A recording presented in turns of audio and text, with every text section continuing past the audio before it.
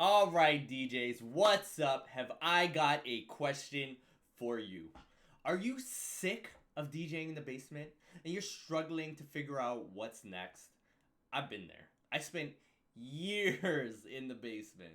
I felt like I was working harder than every other DJ in my city, doing more, practicing every single day, working on my craft, and getting nowhere. Absolutely nowhere. I can't even count the amount of times that I was literally just ready to give up and quit on my dreams. After years of struggling, I finally went and got myself a business coach, and I found out that there are some key skills that I was missing. And as DJs, this is something we all struggle with. We do not have business skills, and that is what is holding us back. You need a brand, marketing, and a sales system.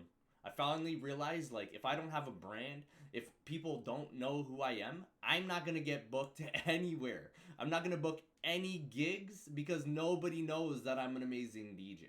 So I spent the past 5 years immersing myself in learning how to create a business, the art of creating a brand and marketing. And once I found out how easy it truly was, I created this simple 3-step process called the Instant DJ Blueprint, which will take you from DJing in the basement right now to booking paid DJ gigs right now.